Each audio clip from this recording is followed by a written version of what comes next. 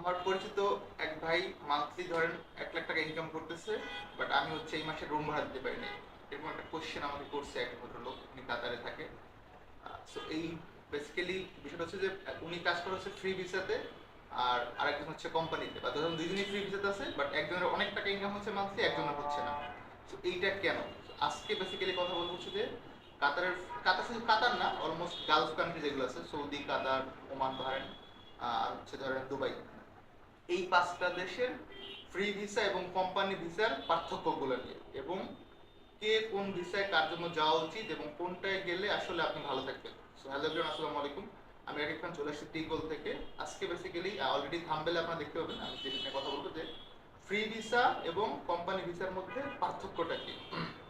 আশা করি ভিডিওটা শেষ পর্যন্ত দেখবেন, এবং যদি আপনাদের ভালো লাগে সেক্ষেত্রে অবশ্যই সাবস্ক্রাইব করবেন। ওকে, আমি পয়েন্টগুলো একটু লিখে নিয়েছি, যতগুলো পয়েন্ট আসলে মনে একটু টাফ।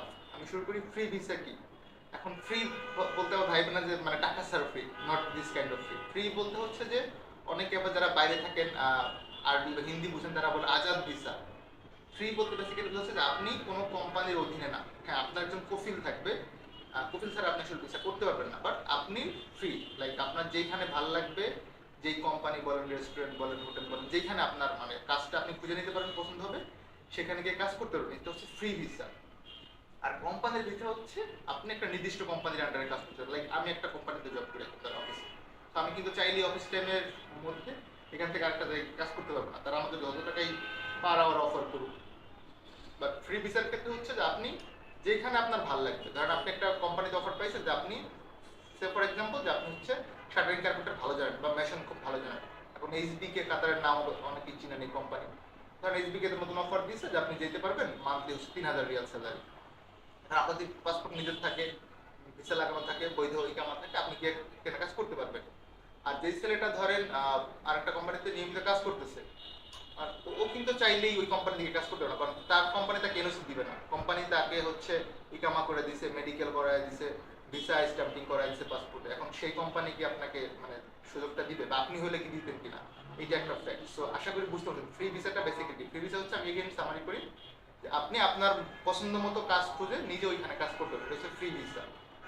এবার আসুন, ফ্রি ভিসা ও কোম্পানি ভিসার মধ্যে পার্থক্যটা কি। আমি অলরেডি বলে ফেলছি, আরেকবার রিভিশন দিচ্ছি।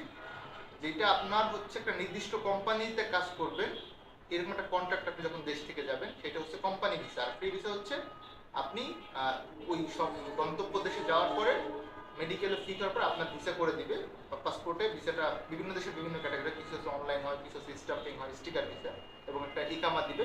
এটা দেওয়ার পর আপনি আপনার মন মতো রুম খুঁজবেন, থাকবেন, খাবেন, এটা হচ্ছে আপনার বিষয়। আকামা ফি, এবার আসি হচ্ছে যে ইকামা বললে অনেকে আকামা বলে, ডিপেন্ডস। ধরেন আমরা ইকামাই বললাম, ইকামা ফিটা আপনি যখন কোম্পানির আন্ডারে থাকবেন তখন কিন্তু আপনাকে পে করতে হবে না, বাট যখন আপনি নিজে থাকবেন লাইক ফ্রি ভিসাতে, ইকামা ফিটা সম্পূর্ণ আপনার। এটা ভ্যারি করে সব কান্ট্রিতে। আমরা ধরেন প্লাস মাইনাস 5,000 রিয়াল কাতারে, তো অলমোস্ট 1 লাখ টাকা, এই টাকাটা আপনার বিয়ার করতে হবে। আর যদি আপনি কোম্পানিতে থাকেন, সেই ক্ষেত্রে আপনার ইকামার সমস্ত খরচ আপনার কোম্পানি বিয়ার করবে, আপনার করার প্রয়োজন নেই।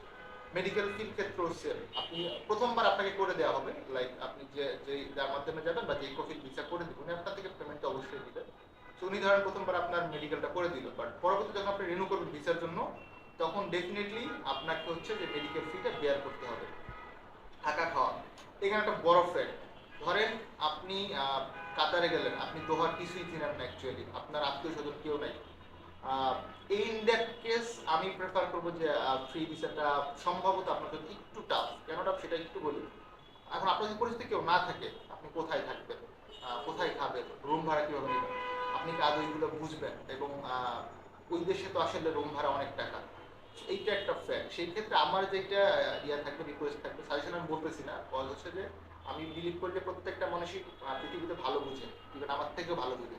তো আমি যেটা পরামর্শ দিতে পারি সেটা হচ্ছে যে যদি আপনার পরিচিত কেউ না থাকে, সেই ক্ষেত্রে আপনি কোম্পানি ভিসাতে যান। যদি পরিচিত থাকে, তাইলে হচ্ছে যে আপনার রুম খুঁজে দেওয়া, কাজ করে দেওয়া, আপনি ভাষা জানেন বা পূর্বে কোনো দেশে ছিলেন, সেটা নট নেসেসারি কাতার, অন্য দেশে থাকতে পারে, দুবাই, সৌদি, আপনি আরবিটা যদি বুঝেন, সেই ক্ষেত্রে আপনার জন্য ভালো ফ্রি ভিসা। নাইলে হচ্ছে যে কোম্পানিটা বেস্ট। সো আপনি ফ্রি ভিসায় গেলে থাকা খাওয়ার টোটাল লাইবিলিটি আপনার, আর কোম্পানিতে গেলে আপনি কোম্পানির ক্যাম্পে থাকবেন, থাকার জন্য, খাওয়ার জন্য আপনাকে হচ্ছে অ্যাডিশনাল একটা পেমেন্ট করবে, সেটা 200 রিয়াল হতে পারে, ম্যাক্সিমাম ক্ষেত্রে 200 থেকে 300 রিয়াল হয়। সো এটা অনেকের হচ্ছে টাকাটা থেকে যায়, আবার অনেকের এক্সট্রাও লাগে। এখন সবার লাইফস্টাইল তো সেম না, কেউ হচ্ছে ধরেন রোলেরিয়া গিয়ে কফি খায়, কেউ হচ্ছে যে খানাসে গিয়ে খায়, প্রাইসিং তো সেম, সব বুঝতে পারতেছেন। এবার আসেন হচ্ছে ট্রেড।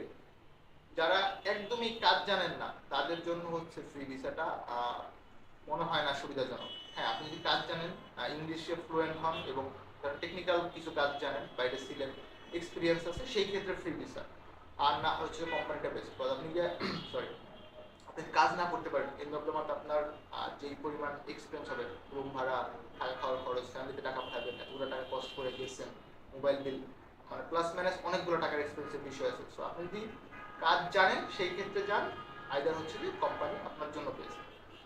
স্যালারিটা কিরকম, এখন কোম্পানির ক্ষেত্রে আপনারা জানেন, প্লাস মাইনাস একটা আইডিয়া আমি বলি, ধরেন যে কাতারে এই মুহূর্তে 1200 থেকে 2000 এরকম এই রেঞ্জের মধ্যেই স্যালারিটা মানে ম্যাক্সিমাম হয়। এক্সেপশনাল কেসও আছে, ধরেন একজন ভালো ড্রাইভার বা হেভি ট্রাক ড্রাইভার হতে পারে, বা হচ্ছে একজন ম্যানেজার, অ্যাসিস্ট্যান্ট সুপারভাইজার, এদের স্যালারি অনেক হয়, 3000, 3500, 4000 রিয়াল অব্দি হয়। সেটা একটু ডিফারেন্ট, বাট আমরা যদি অ্যাভারেজ ধরি, ধরেন 1500 থেকে 2000 হচ্ছে স্যালারি হয়। আর ফ্রি ভিসার ক্ষেত্রে এটা ভ্যারি করে, এটা অনেক বেশি হয়। লাইক অনেকে, আমি যতটুকু শুনছি, 3000, 3500 রিয়াল, 4000 রিয়াল অব্দি আর্ন করছে। সেটা কি হবে, তারা হচ্ছে অনেকে পার ডে কন্ট্রাক্ট কাজ করে, পার ডে 100 রিয়াল, বা একটা সাইডে প্রজেক্ট নিয়ে নিল। ধরেন আমি একজন পেইন্টার, খুব ভালো বুঝি, আমি একটা সাইট নিয়ে নিলাম, এখানে 10 দিনের আমি কাজটা উঠে দেবো, আরো 5 জন লোক নিলাম, ওদেরকে আমি একটা মিনিমাম ওয়েজেস নিলাম যে তোমাকে পার ডে আমি এত টাকা দিব, বাকি যেটা প্রফিট হবে সেটা কিন্তু আমার থেকে যাবে। এইটা হচ্ছে আপনার ফ্রি ভিসাতে ইনকামটা অনেক বেশি করা যায়। অবশ্যই সেটা হচ্ছে যে 1% চার্জ, সেটা হচ্ছে যে আপনার কি বলে, আপনার জন্য কনভেনিয়েন্ট। তারপর হচ্ছে কোনটা কার জন্য প্রযোজ্য, আমি আর লিস্ট দেখুন, আমি বলি, এখন সামারি করে দিচ্ছি। যদি আপনি নেক্সট ভিডিও, যদি আপনি কাজ জানেন, সেই ক্ষেত্রে আপনার জন্য অবশ্যই ফ্রি ভিসা দিতে পারেন।